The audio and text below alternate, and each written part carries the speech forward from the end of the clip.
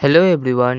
প্রায় ১৫ দিন পরই শিবরাত্রি। শিবরাত্রির দিন কি হয়েছিল জানো? বাবা মহাদেব এবং মা দুর্গার বিবাহ হয়েছিল। সেই বিষয়টি অনুসরণ করে বাবা মহাদেব এবং মা দুর্গার ছবি আঁকছি। ব্যাকগ্রাউন্ডের কালারটি হলুদ ও কমলা দিয়ে, আর সূর্যের মতো যে অংশটি রয়েছে সেটি হলুদ, কমলা, সাদা ও লাল দিয়ে করে নিয়েছি। শিবের রং আকাশী এবং নীল দিয়ে করে নিয়েছি। কপালের রংটি হলুদ ও কমলা, আর চুলের রংটি কালো ও ধূসর। মা দুর্গার মুখটি কমলা ও হলুদ ও কপালটি কমলা ও লাল দিয়ে করে নিয়েছি। চুলের রংটি বাদামি রেখেছি। শাড়ির রংটি সাদা ও হলুদ দিয়ে করে নিয়েছি। আর শাড়ির পাড়ের রংটি লাল ও হালকা বাদামি দিয়ে। পদ্ম ফুলের রংটি গোলাপি এবং নিচের অংশটি সবুজ করে নিয়েছি। মনে আছে তোমাদের একটি ভিডিওতে দেখিয়েছিলাম একটি ব্যাগের ওপর ব্যাংককের স্টারি নাইট এঁকেছিলাম? সেই প্রসেসটি মনে রেখে ব্যাকগ্রাউন্ডটি কিছুটা ওই রকম করে নিয়েছি। তারপর শিব ও দুর্গার যেই অংশটি যেই রঙের রয়েছে সেই কালারটি ডিপ করে দিয়ে দিয়েছি বর্ডার। তারপর কালো রঙের বর্ডারটি দিয়ে দিয়েছি।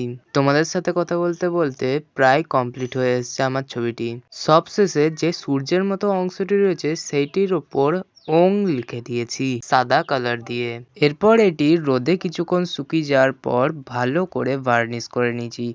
ভার্নিশটি করার পরেও আমি রোদে শুকিয়ে নিয়েছিলাম, তবে তো এত গ্লেজ বেড়ে গেছে। তাহলে আজকের মতো এতটাই। এই অ্যাক্রিলিক পেন্টিংটি তোমাদের কেমন লেগেছে অবশ্যই কমেন্টে জানিও। আর হ্যাঁ, লাইক করতে ভুলো না।